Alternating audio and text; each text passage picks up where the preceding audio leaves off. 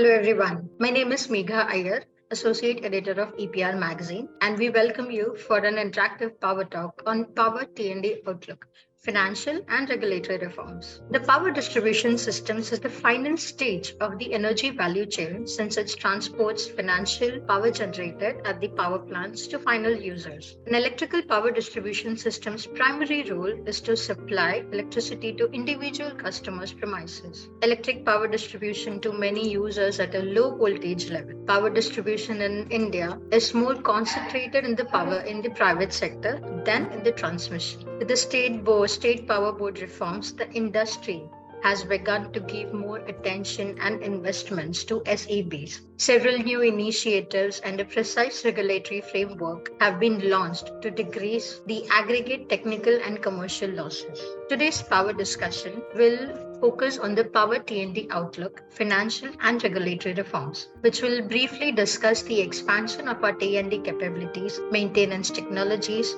opportunities and challenges in terms of financial and regulatory reformations that are required to improve the overall performance efficiency of our T&D systems. So delegates, it's an honor for me to introduce you to our today's distinguished speakers, Mr. Girish Kumar Kadam, Senior Vice President and Group Co-Head for Corporate Ratings at ICRA Limited, Mr. Munish Mishra, Director for Marketing at Manav Energy Private Limited. Mr. Kadam, I would like to start with you. Even the Power Ministry today has proposed to double the outlay to 15,000 crores under the RDSS scheme. So how will this benefit the state discoms in strengthening their finances? The RDSS, is a scheme essentially, to enable the discoms to focus on the system strengthening projects, including the IT initiatives. In fact, that scheme has almost 50% outlay focused towards smart metering project, and balance 50% towards distribution system strengthening, the segregation of the feeders and the solarization of the feeders. All these schemes, essential components of the scheme, are quite they should technically enable the discoms to curtail these inefficiencies.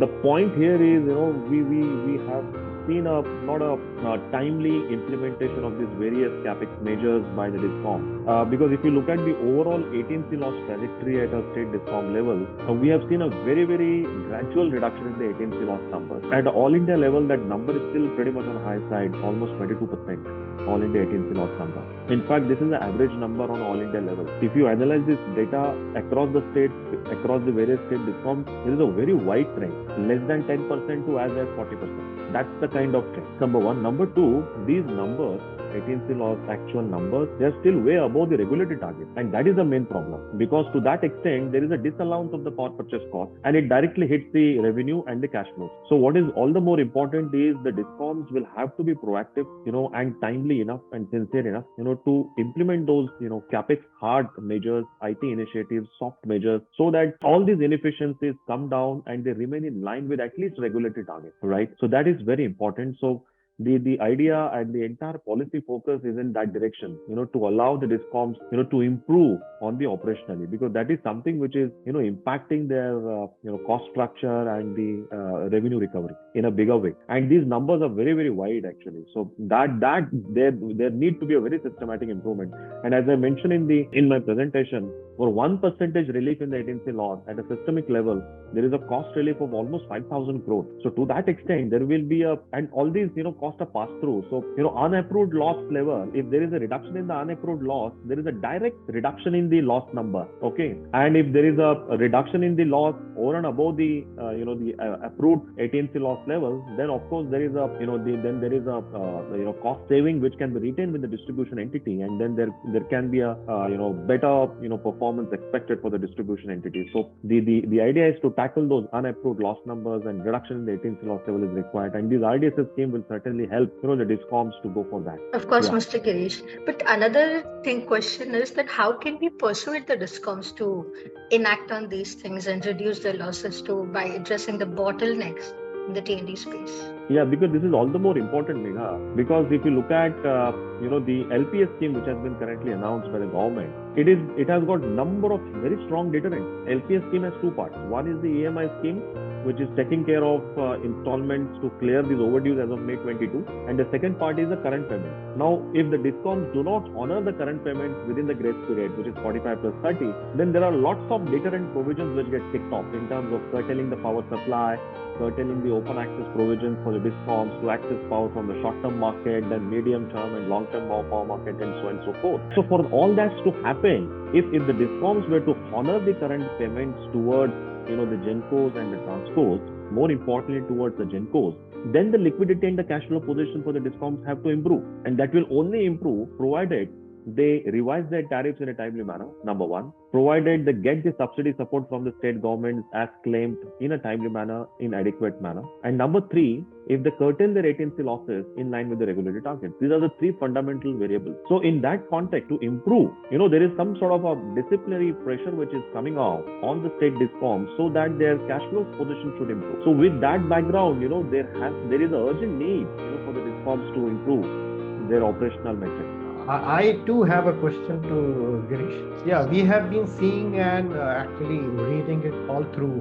I have been associated with the power sector. I was with NTPC for 33 years, and last 5 years I am here with Manav. So Girish, how do you think these states are presently geared up in resolving these issues of reforms, of their problems, and going forward with the reforms? And which few states you think are the best geared up? For my curiosity's sake, because you have been a student of this subject, as I can understand from your deliberations, I would be happy to know that. So power sector is a concurrent subject. So at a state level, of course, we do interact with few state utilities, because of, the rating exercise that we do. We do not have ratings, outstanding ratings for a number of, state utilities. We have only a rating coverage with a few, state discoms. But within the state discom standpoint, it will be difficult to comment at a state level because state, subject is covered by my colleague's chief economist. So she would be in a better position to talk about at a state level. But as far as the discom standpoint is concerned, certainly, the best performing discoms are only few. And that is very much evident, from the ranking exercise which MOP gets done, from the independent, consulting parties. And on a year-on-year basis, we used to be associated with the MOP ranking exercise earlier, which has been discontinued for the last 2 years. And those reports are available in the public domain. So the best performing discoms are only few ones. Of course, the Gujarat discoms, they have been the best performers, and as all of you are aware, in terms of both operationally and financially, right? And the numbers are there in the public domain. So number of the reform measures which have been initiated by under the policy regime, they have been implemented quite well in Gujarat, right? Whether you talk about feeder segregation, solarization of feeders, push for RE, control on AT&C losses, tariff dynamic, FAC implementation. All that thing is very much evident in those licensee areas for the state discoms in Gujarat. And those are the fundamental factors which lead to consistent profitable operations, right, for let's say the discoms in state of Gujarat. And this is just an illustrative example which is there in front of all of us, and this is a public domain data that we are speaking of. So, and these are the factors which will play out. These are the key success factors, I would say, to improve both operational and the financial performance going forward. So other than that, we see other way to analyze the is how is the payment discipline, right, from the number of state discoms. Now the payment discipline is also pretty mixed actually. That is also a function of the tariff competitiveness of various PPAs. So we see very good payment discipline when it comes to the competitively tariff, the solar PPAs are concerned from various states, whether it is Maharashtra or for that matter Karnataka or for that matter some of the states in the northern region as well, right? So tariff competitiveness of the PPA is also equally important. But when it comes to the legacy feed-in tariff wind-based projects, we have seen a very disturbing payment pattern from number of states. We have seen a huge delays in honoring the feed-in tariff-based wind PPAs by discoms in states like AP, Telangana, Maharashtra also, MP also, Rajasthan also in between, and of course Tamil Nadu. So the payment discipline has been quite erratic. And so moving back to again the state discoms performance, if you analyze the discom numbers, again the discom numbers, the book losses numbers are pretty unsustainably very, very high. for example, for discoms in state like Tamil Nadu, right, Rajasthan, UP. These are few examples which one can talk of. Again, because some of these data points are available in the performance report which PFC publishes on every year. I think the last report which has been published by PFC is for financial year 2021. I think basis that numbers, the numbers are pretty weak for some of the state discoms, and even the debt levels have become unsustainably very high, to meet those, huge, cash losses. So the performance is very, very mixed. I can only talk about the best performer, which is there in the public domain, which is the state discoms in Gujarat, and but otherwise the performance is very, very mixed actually. If you look at the overall state discoms, as I said, the cash gap number itself is 60 paisa for a sector as a whole, and that number actually varies, from less than 30 paisa to as 1 rupee, 10 paisa, more than 1 rupee as such, right? So that is the level of cash gap number which is there. I also mentioned AT&C loss level, which is less than 10%. In some states, it is more than 35% or 40%. So these numbers vary very, very widely. Yeah. Thank you. Thanks. Yeah. Thank you, Mr. Kadam, for sharing your observation with us on state of the discoms, financials, and their AT&C performances. Mr. Munish, what would you like to add to Mr. Girish's statements on the discoms performances from your perspective? So yes, actually what Girish has been saying is actually the thing of the day, and it is a reality we have to look into. And the other discoms also have to gear up, because one is the will to correct. So first of all, there has to be a will to correct, because I have been in this industry for more than 40 years. So certain states, Girish would probably agree with me, do not initially at least showed their will to improve. So the first catch is a will to improve. Mechanisms are in place. You just have to utilize them properly. Utilize them to your advantage. As he says, rightly says, there is in certain states the losses are more than 30%. My God, what are we talking of? I'm generating 1 unit and only 0.7 unit is being utilized. Lot of resources, lot of money is going down the drain. People have to understand nothing is for free here. For everything we are spending money. So if we are able to curtail these ones, and mind you, we as technology providers are having full confidence, yes, we are the ones who can be approached to reduce these losses, at least the technical losses, to a minimum level. That is the role of the technology providers. But then there has to be a push. That would what I would like to say here. Thank you, Mr. Manish, for sharing your views. Also, how these reforms are going to leverage India's journey towards sustainable energy transition. Absolutely, absolutely. So unless and until you have these reforms in place, because no matter how much you keep on enhancing the generation, that 30% is going to go down the drain. So the moment it is less than 10%, you can understand, yes, that means the generation addition, the generation enhancement, which now requires multi-leaf, would actually also be coming down. Because the moment you are enhancing generation, you are using, as Girish rightly put it, fossil fuel has to remain as a base. It will remain there for considerable years as of now. We have challenges with solar. Solar cost was primarily very high. Now it has been substantially reduced. But yes, solar efficiencies are also going high. So all these things are there. But then ultimately it is the final reforms at the distribution level, at the discom level, which are going to give us huge dividends. Thank you, Mr. Mr. Manish. Mr. Girish, what is your analysis? Ratings point of view, you have been into corporate ratings. Whenever we do the rating exercise for the state utilities, what we do is let me talk about fundamental principles that we follow for the rating assessment. We do the rating based on the bottoms up fundamental risk assessment. Okay, so that is a universal principle that we follow. So as part of the overall rating assessment, essentially we analyze the business risk, we analyze the financial risk, and the management quality. These are the three fundamental pillars for the rating assessment. Now the first step is wherever the issuers are backed by the sponsors, stronger corporate level sponsors, then what we do is we analyze the standalone credit profile first, and then that is notched up depending upon the linkages with the sponsor and the credit profile of the sponsor. Now, in case of state utilities are 100% owned by the state government, right? And if you talk about discoms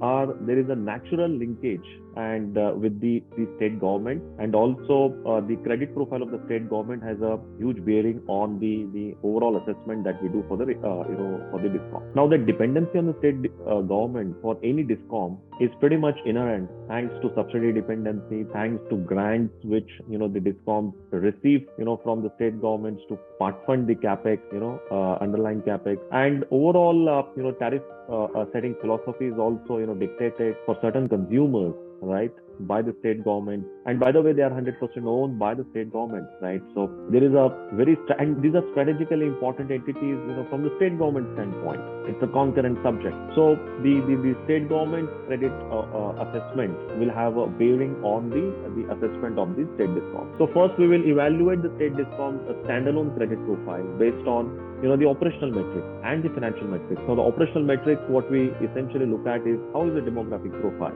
because that has a natural implication on the subsidy, right? And also various other operational metrics in terms of AT&C loss level. So we will analyze the demographics, we will analyze the AT&C loss level trend, we will analyze the consumer mix pattern, we will analyze the the tariff pattern, we will analyze the overall regulatory environment and the tariff scenario in that particular state. So we will closely analyze various operational metrics, right? Because all these operational metrics will have a direct impact on the financial assessment. We will also analyze the subsidy dependency. How has been the track record of subsidy released by the respective state government, right?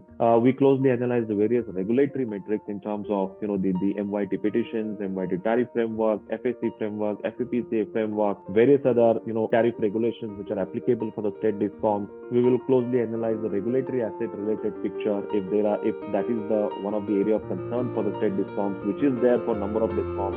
Because of the time lag in the recovery, regulatory asset is also a problem for the state discoms, including the private discoms as well. So these are a number of areas which get closely analyzed and assessed on the operational side. On financial metrics is all about the cash gap analysis, ARR and ACS analysis, right? And that is a matter of concern, and that number is negative because of inherent operational issues. Tariffs are not adequate, your cost structure is high, losses are high, then regulatory targets and so on and so forth. And lastly is the management and the governance, which is then we closely look at how are the discoms placed in terms of the financial flexibility, in terms of the liquidity, what kind of financial policies that we have, what kind of capex that we have, how aggressive is the capex, etc., etc. And lastly, it will be correspondingly linked and be notched up depending on the state government's view, right? Because as I mentioned, state government is the owner and there is a strategic importance associated, right? So these are the factors, basis which we analyze, the overall credit profile of any state discom.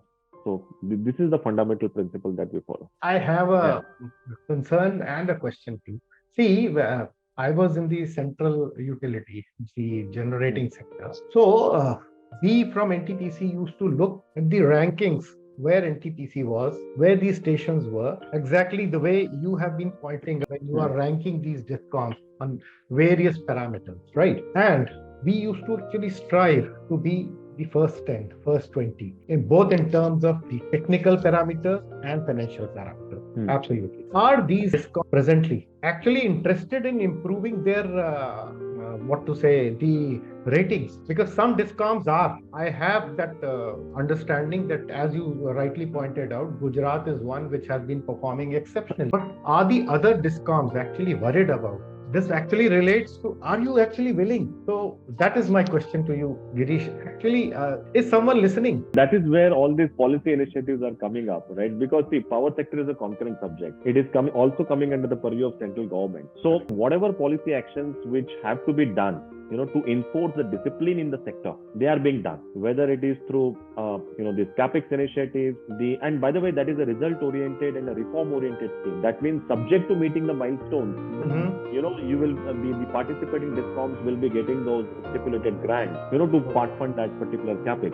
Yeah, so it's reform-oriented and result-oriented. So then you talk about LPS scheme. Now, LPS scheme, as we discussed, there are a lot of deterrents, because if the discoms do not honor, then there are a lot of restrictions which are going to kick off. In between, there are also prudential norms which got kicked off, by the ministry, basis which, the banks and FIs, they were clearly told, to, follow those criteria.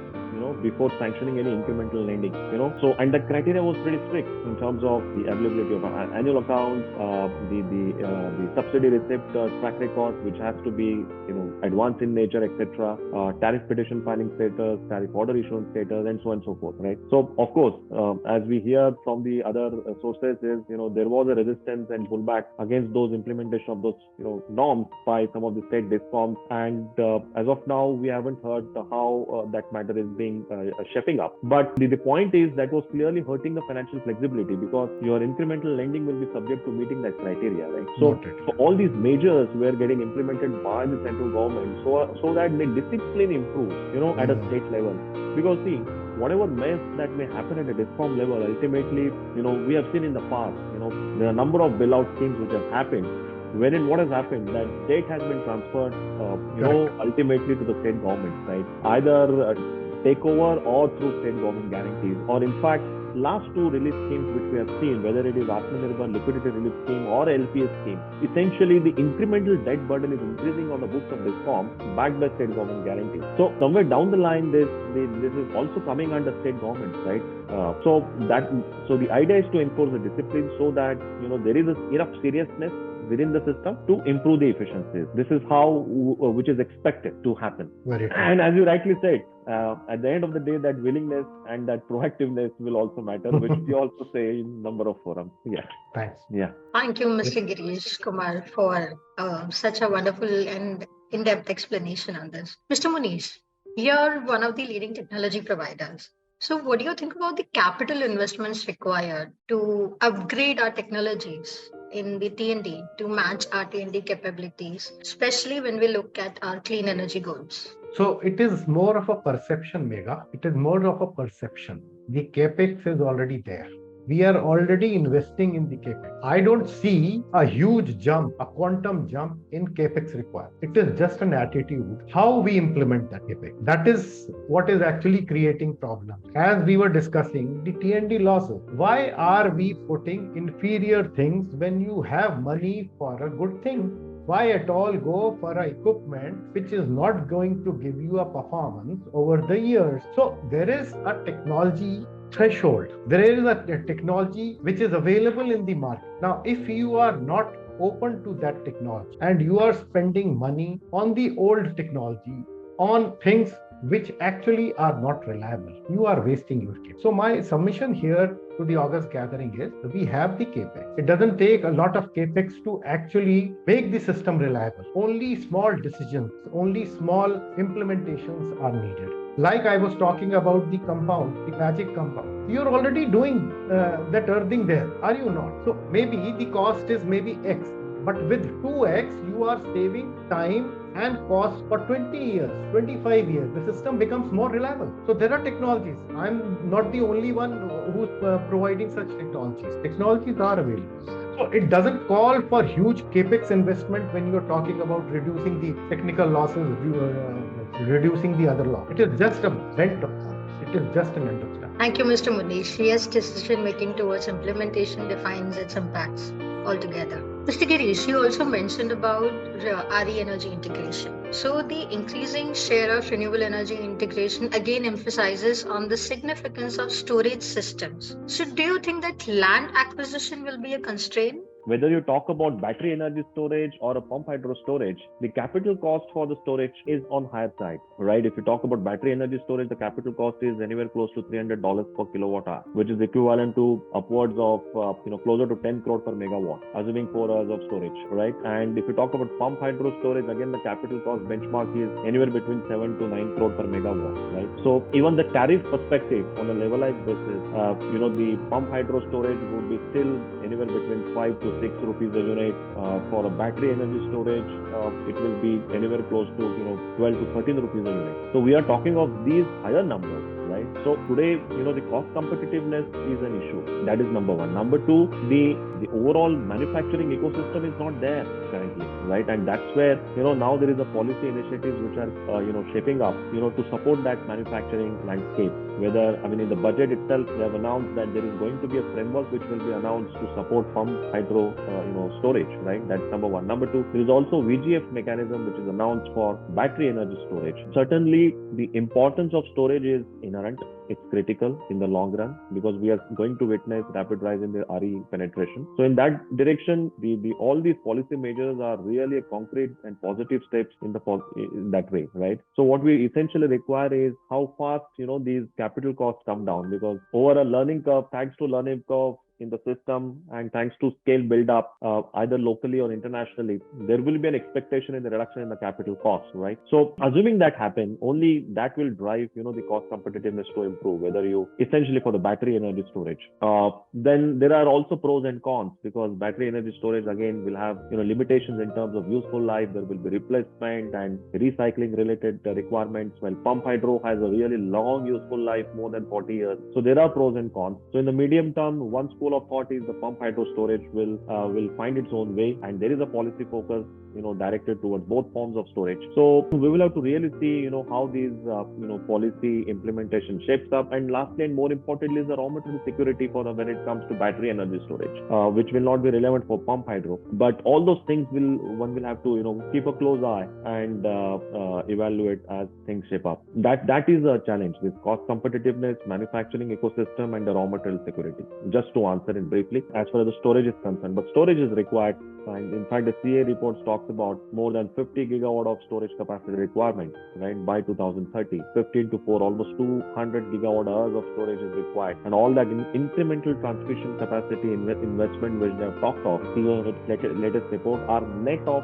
the storage capacity, which they have clearly highlighted in this recent report. Yeah. Storage is very important, no doubt about it. We need to look at the cost competitive advantages also in storage forms, and especially the raw material procurement, as you mentioned. That was very informative session. May I please request you, Mr. Munish, to give a closing statement for today's session? Definitely. So it was actually, although I was one of the speakers, but yes, it was a enlightening and a very informative session for me too. And thanks to our honorable guest Girish here, who actually has candidly come out with the details. So I'm actually very thankful to Girish, and it is nice knowing you, Girish.